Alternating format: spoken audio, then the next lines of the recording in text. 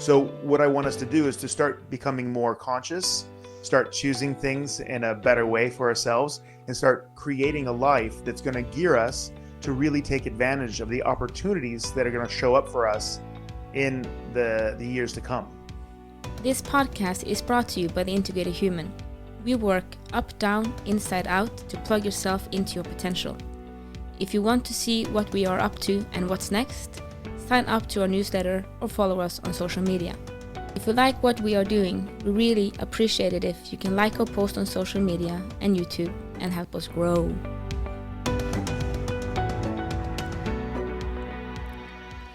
All right.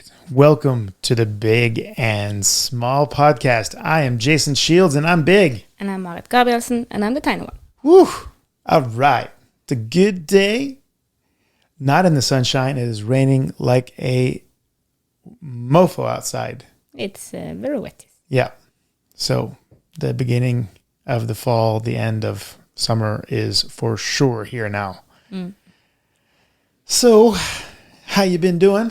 We just had, since last time we had the Flow State Continuum weekend. Oh, that was awesome. Very, very good weekend, yes. Yep. A lot of transformation. People, as we say, people popping.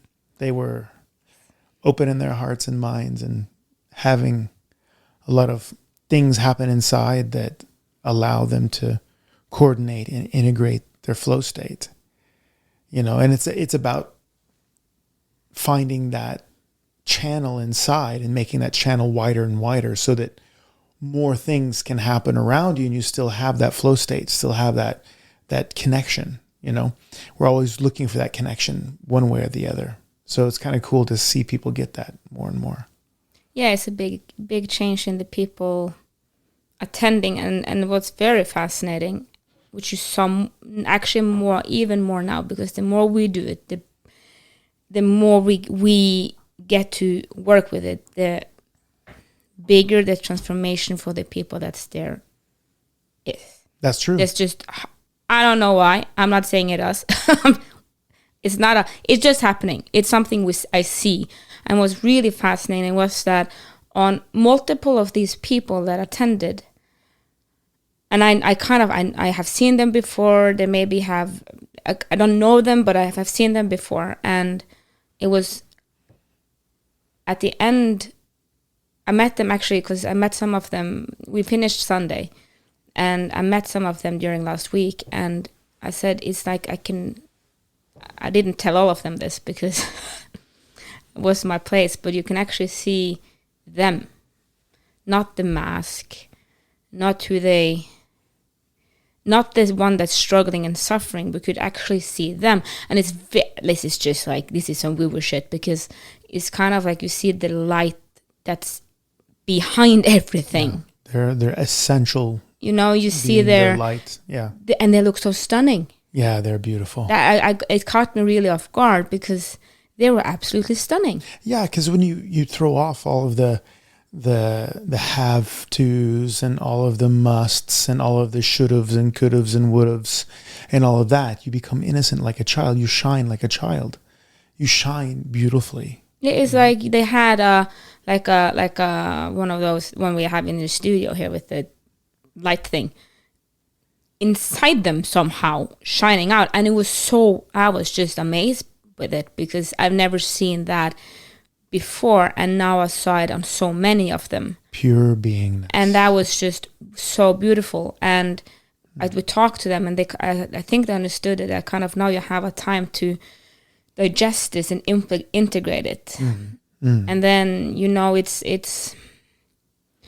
about maintaining that and continue building on it. And that's why I said, because some of them, we need to do this again. I said, yeah, but it's a reason why it's a couple of months between every one of them, because you have to be able to integrate it. It's called the integrated human, not the pop your head off, never come back to earth again human. Yeah, exactly. It's kind of, it's integration. You become functional, super functional. And that's the process. People want to have a clean house, but they don't want a clean house. So the process of having a regular practice that realigns you and cleans the channel out so that you can stay in that pocket. You know, in sports, they call it being in the pocket. You know, you're in the zone. where everything is just moving to you and from you just as an automatic flow of what's happening. It almost doesn't even cost you energy. It's just boom, boom, boom, boom, boom, boom, boom. That's possible only when you're not being torn into the past or pushed into the future or having to be in compromise with who you are, what you want. Things are just aligned. And that's the life you create when you have that integrated human process. And no, so it was really, really wonderful to see that. And so the next event is in February. Get on that. Now the last one, which was maxed out, nobody canceled. We had a waiting list. It got sold out within 2 weeks. Get on it, my friends. We increased the size of the venue, We right? increased the size of the venue. We are going to be Park Hotel. Yeah. Hotel in English, hotel in norsk, Norwegian, Vossevangen, which then will allow us to have more people, but also that frees us up to be more with the participants during the breaks and stuff. Because like it's been now, we have kind of been facilitating the venue as well as holding the event, but now we someone else take that for us, so we can be even more present in the event itself.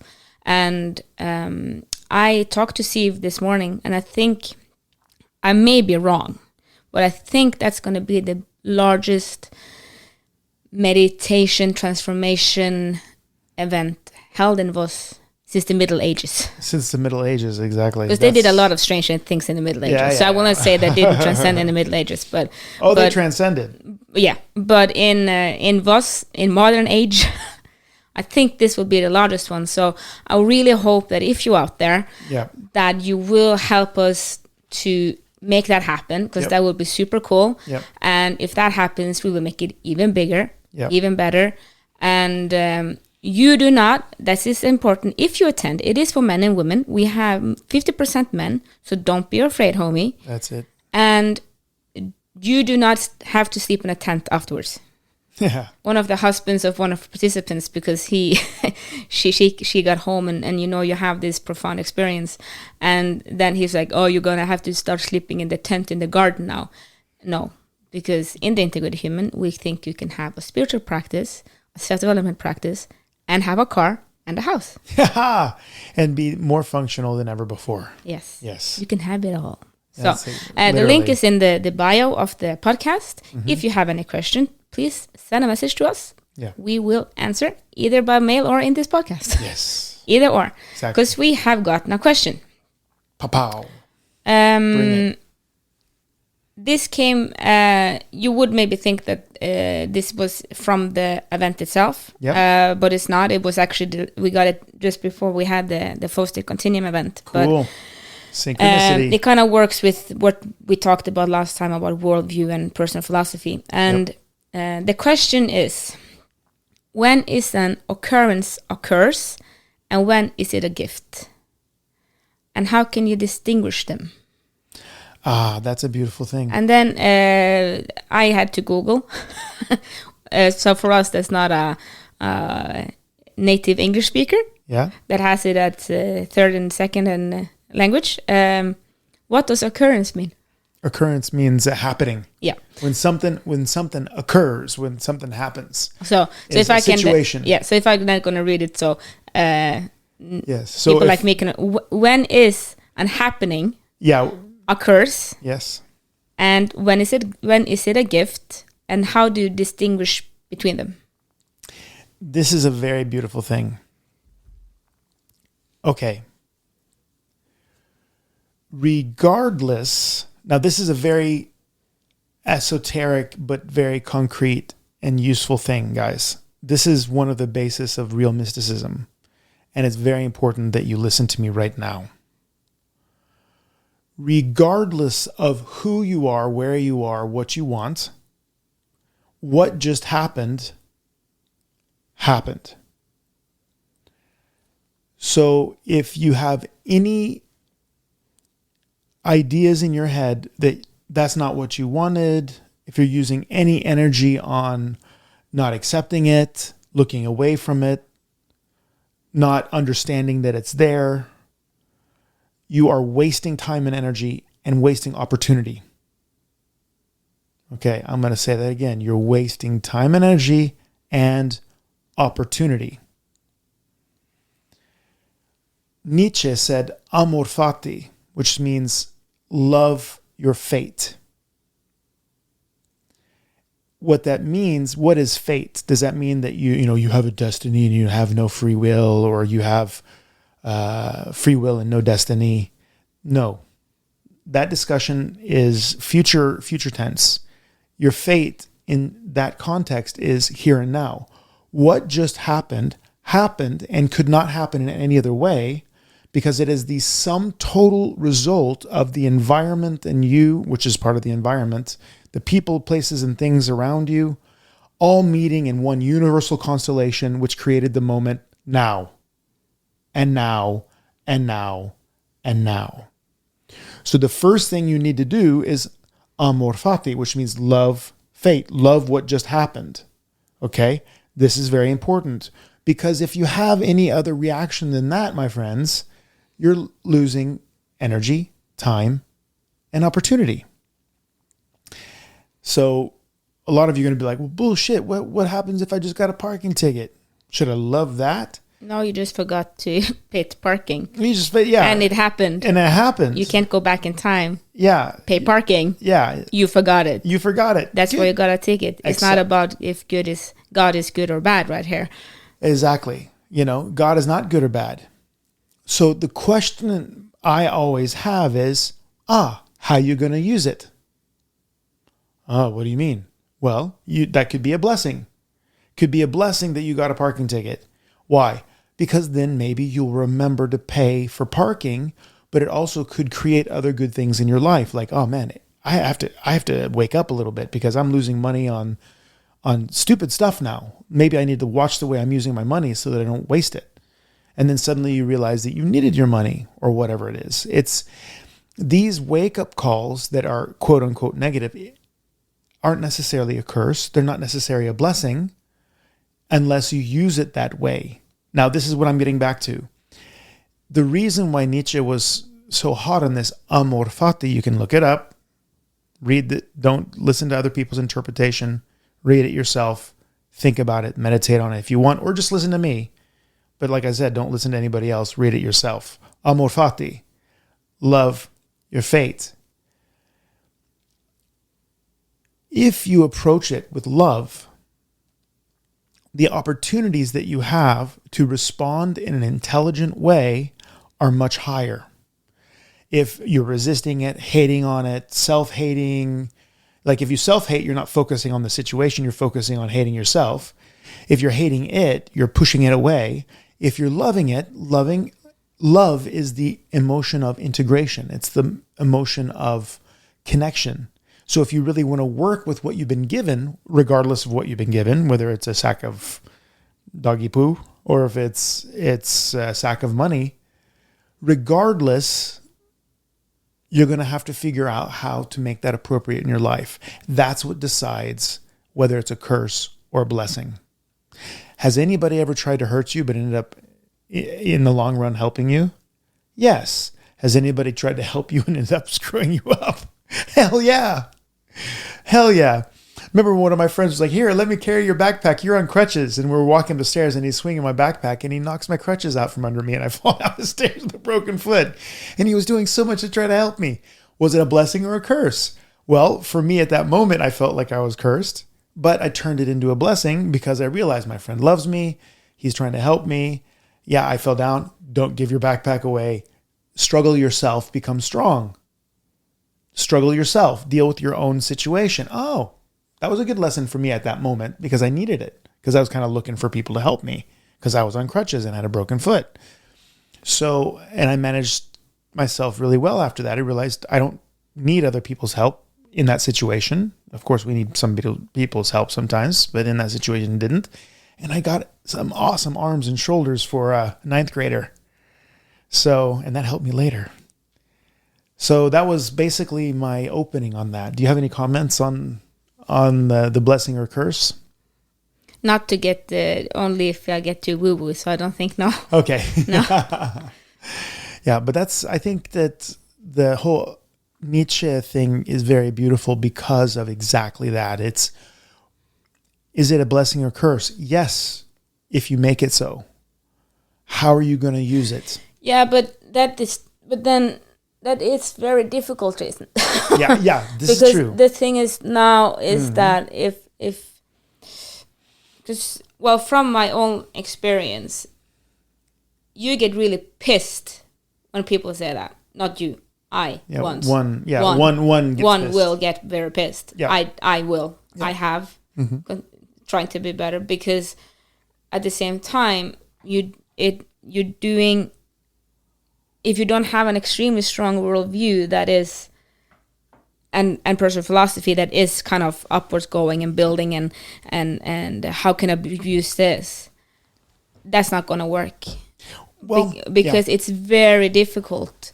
I know that from experience. Yes, it's difficult. It's super difficult. It is. And I myself, again, get very pissed when people, it's kind of just, yeah, but just deal with it.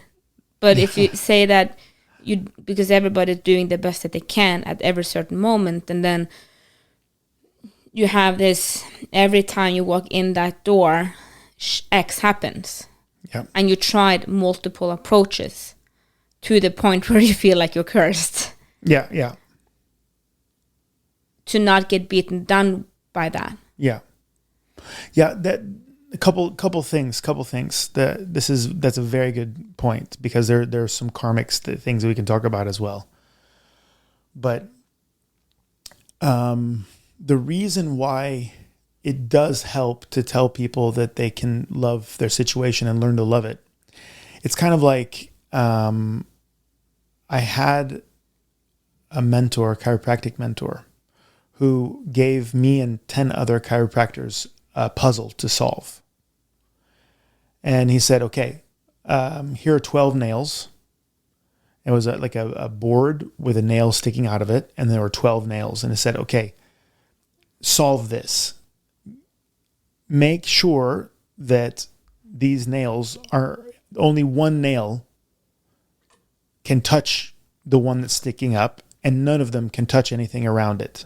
So basically, I knew in my head that I had to create some kind of a tent for them, like they had to be hooked onto each other and balance. And I managed it. I was the only one that managed it. But I didn't believe, if I didn't believe that it was possible, I would have stopped working on it. Like if I was just going to say, if somebody gave me this puzzle and said, I don't know if it's possible or not, but see if you can do it, then I wouldn't have spent any time on it, because it's like, you don't even know if this is possible. Screw it. Like, seriously.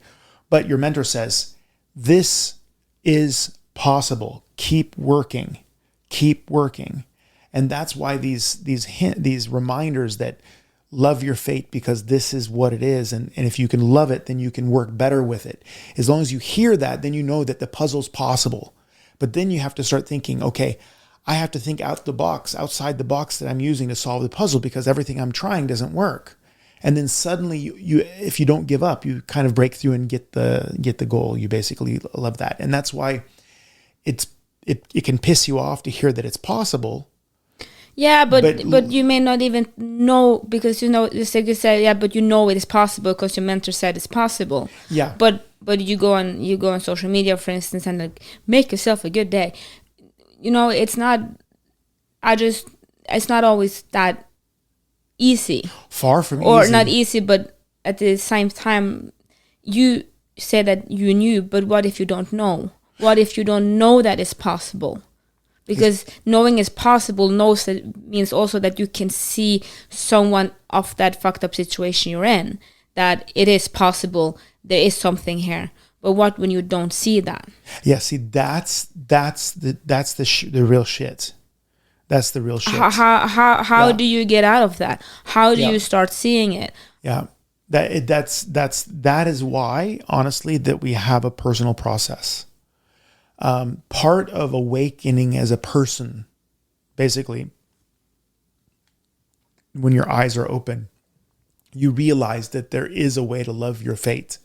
You may not be able to change it because of the roles that you're in and all of that. And of course you can't change the past and can't change what just happened and all that. But I mean, maybe it's a family situation and you just can't cut your family out. For example, for some reason, you can't just cut them out.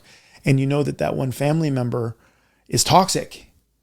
Like I have a family member that always treated me super good, but they were super toxic for everybody else. So for some reason, they loved me and they always treated me well. And when my mom put me on a diet because I was a fat little kid, and you know, they took me to Sonic drive-through and got me a shake and French fries. And it could be that that person did that just to be evil to my mom because my mom was trying to take my weight down. But somewhere inside her, I think she just wanted to be good to me. So she did good stuff for me. You know, I always loved her and she always was really kind to me. But from everybody else's point of view, that person was fucking horrible. And you couldn't get her off because you have an obligation to her as a family member to deal with her. And that's so then if you know that that situation in a way can't be solved, like I couldn't solve my mom's frustration with that person in the family. And my mom was a good person. Like she was tolerant for things that she had to be tolerant for, but it was just enough. This person was so toxic. Then it's about going through these different phases, which is learning to accept, or so tolerate, accept, and love in that way that I can love you here or I can love you from over there. And you just make as much distance as you possibly can. And if you can't make that distance, then you have to use psycho-emotional mechanics in order to protect yourself. And what do I mean by that? Until you get to the point where you can just, in a way, absorb everything as love and push out everything as love, then you may have some need sometimes to protect yourself, either by making distance or, for example, shamanism has some amazing techniques and tools that you can use in order to bring up like a body protector or a gatekeeper, a soul keeper, basically, so that these people, you know, you make a conscious decision from your conscious mind all the way down to your unconscious mind that this person is not going to wreck you. So I wish my mom had had that for this person in our family, because they were just causing a whole bunch of shit, and it was just very difficult. It was a whole family was just brought down by it, basically. And our family's reputation in the small town that they were living in was damaged, and it was very difficult. So then it's about working with your psycho-emotional field in order to basically put this on break, because you can't change other people, right? That's impossible. That's impossible. And if you're pushed into the field of another person because of obligation or role, then you need to find some kind of inner mechanic to work with that. And that can take some consciousness and a little bit of time, because you have to see what kind of crap it is. It's like when you read the Buddhists' literature, they talk about the phases of learning, which is, you know, first you fall into a pit and you don't know you're in a pit. You just know that everything's dark and you can't move. And then it takes you a long time to kind of crawl your way out, and you go, oh shit, I was in a pit. And then you keep walking and you fall into, you know, you go home and you walk on the street again and you fall into the pit. But this time you go, I'm in a pit. Shit. And you get out a little faster than you did the first time when you didn't know you were in a pit. And then over time you fall in, you get out faster. And then in the end, you walk by the pit, or, and I'm not saying you should bury that person in your family, but then you bring some sand with you and you fill the pit up so that nobody else falls in it. Right?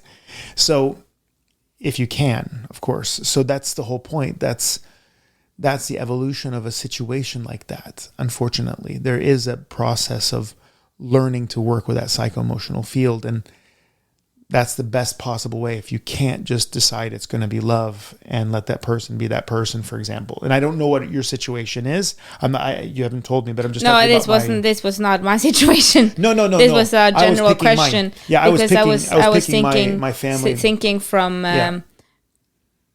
I just look if I just think about society. They're I don't. It's just very difficult because I see in the clinic, and I see so many people suffering, but because they don't even know that they are in the pit. Yeah. So what do they do? How is it? Just maybe you discover that you are in a pit one day, or is it that maybe that never happens, so you live your whole life in the pit? Or yeah, some people do. And the whole point of trying to invite people to work on themselves is you're basically trying to sell flashlights to people in a dark pit. And when I say sell, you're trying to give it away. You're trying to say, hey, you could have it better. But they may not know that they could have it better, and they may not be interested in having it better. Some people are actually very comfortable in the pit. They suffer and they know they're suffering, and they're going to continue having that suffering. How many people do you find that are overweight and they try to crash diet, and then they get back, they lose the weight, but they get big again. And they're smart enough to know that when they eat, they get fat again because they eat like they did before, and they were fat because they ate too much before.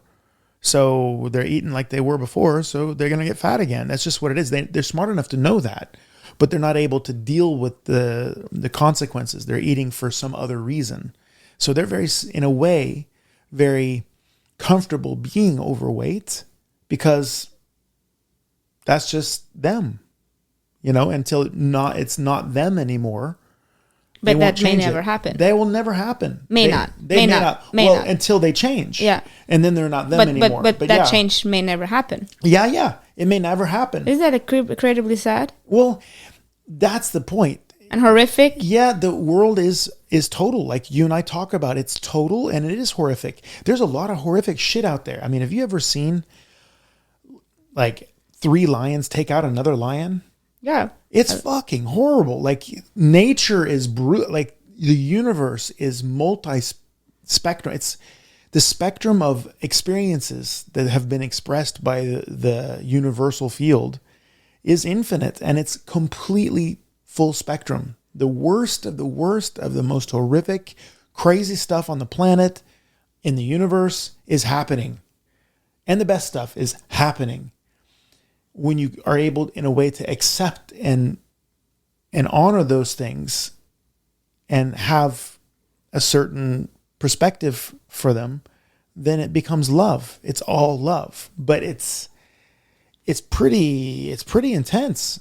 And the sorrow, the genuine sorrow for people who can't fix their shit, the genuine sadness is there. I have that in my heart. But I realize that they also have a very, very large opportunity for enlightenment. The greater the ignorance, the greater the enlightenment, actually. Yeah, that is also true. Yeah. And this may interest you, but have you ever heard of heroic therapies? No. All right. So after we kind of understood that opium was like a good painkiller, and we made morphine and heroin and all that, the opiates have basically been the answer for people who have strong pain. And a lot of people have strong pain over time. Like Vicodin is one of those things that you see on House, the store, he's addicted to Vicodin and all that. Well, what happens is that the nervous system, once you start giving it pleasure all the time, you have to up the dose of pleasure for the person to experience pleasure. And that's why people have to take more and more pain pills over time. They get addicted. Number one, they need it because when you kind of move the body's set point for pleasure, then you basically have to give it more pleasure for it to be normal or keep it at a certain level. That's why it's never enough with just a hamburger. You need hamburger, fries, and Coke. And then you need hamburger, fries, and Coke, but supersize it. And then you need that apple fritter. And then suddenly it's 2 burgers. And, over time it grows. Okay. Heroic therapies are the opposite. And this disappeared when they figured out, oh, we don't have to deal with your pain by increasing your pain in your everyday life. Because then there's less that's needed for you to enjoy. And that means that your normal everyday, even that problem that you have suddenly is no problem anymore for you. We could just give you opium, or we could give you Vicodin, or we could give you morphine, right? So what it was in like the 20s and 30s is they would actually give you doses of pain in an area. Like, for example, acupuncture and cupping today are examples of these. They're really mild versions of this heroic therapy. And they would basically give you pain in the area so that your body would experience its normal state as not pain. And that would cut the pain. People who psychologically are very down and sad and they're depressed and all that, they have a much higher chance of having exquisite ecstasy and happiness when they aren't depressed and down, because they kind of push their set point down. Does that make sense? So they experience those endorphins and opiates in their own brain as a huge party, where for people who are super happy and super pleasured all the time, wouldn't even notice it, right? So the greater the ignorance, the greater the enlightenment, the greater the suffering, the greater the experience when the suffering starts to go away. So there is an argument that says that everybody actually just has the same experience on average. It's just that some people go deeper down so they can go higher up, where some people just go a little bit deep so they can go a little bit up. But the sum total is still 0. Does it make sense? Mm. Yeah. But heroic therapies disappeared because, of course, it's not very humane. Or humane. I mean, people don't like pain today. It's coming back a little bit with the whole ice shower thing and the ice baths and the Wim Hof thing. The Wim Hof, the Wim Hof, and the Wim Hof is kind of like the meditation to get you ready to go into the whole ice bath. But some people aren't using the Wim Hof method, just torturing themselves with cold water because it creates a lot of discomfort without actually damaging you. So it actually does something to your head and brain. But my friends, you can get addicted to pain. You can get addicted to being an angry person. You can get addicted to being a sour bitch. And I'm talking about myself because I had a period when I was 32 to 36 where I was like, I'm happy and smiley all the time. And I feel that some people don't respect me because they think I'm too light. So I'm going to be really heavy on people and I'm going to be like an angry, threatening guy. That did not work at all. And I just felt like shit. So that was not okay because I was creating that. But the heroic version of that, meaning that when I had made myself that angry and that frustrated for a while, and when I realized that that wasn't cool, the upside was actually quite high for me. And I'm not saying that you should try to use the experiment, but challenging yourself, maybe skipping some meals sometimes, making yourself uncomfortable, maybe not getting to sleep, maybe getting up at... Getting to sleep. Getting to sleep. Yes. I think actually that opposite would be more difficult for people. For most people, it would be getting to sleep. And rather, if you want to do sleep deprivation for yourself, get up at 3 o'clock in the morning. Get up at 3:30. I'm getting up at 5 every morning. And when I started doing that, my body started to get me up at 4. So I get up at 4 and go, oh, I still have an hour left. And then I go back to sleep or I get up sometimes, depending. But the whole point is that making yourself uncomfortable in controlled doses in a way that doesn't damage you is actually extremely healthy for your nervous system. Sleep deprivation over time is not that great, but doing it sometimes just to make sure that you can do that, right? And we're so comfortable today. We're so served that we become so weak. And as soon as we get a little bit of resistance, we're freaking the fuck out. And like I say, in jiu-jitsu class all the time, At least nobody's trying to choke you. Like, seriously, how bad could your day be? Nobody tried to break your foot. Nobody tried to destroy your knee, did they? No. Then why are you so fucking grumpy and pissed off today? Because, Jason, sharp deg, as they say in Norwegian, like, sharpen up, bro. Why are you grumpy? Oh, it's because I forgot my dog, my puppy's leash at home again, and I forgot yeah, but in the big scheme of things, those are small things. Your life is great the way it is. So I also have to handle myself because these things do come up, because my personality is there and all of the things from my past is still there. It's just that now it speaks with a whisper where it used to yell and control me. And that's the difference. So using these heroic therapies or using some discomfort in your life in order to reset your pleasure centers so that you get more pleasure from small things is actually really intelligent. Yeah. So, remember, you matter. Unless you multiply yourself by the speed of light squared, then you're energy. But if you can't be energy, matter. Thank you for listening to our podcast. We hope you felt we added something to your day and hopefully your life. If you want to learn more, subscribe to our newsletter and find us at integrated-human.com. That is integrated-human.com. Integrated Human on YouTube and other social media platforms.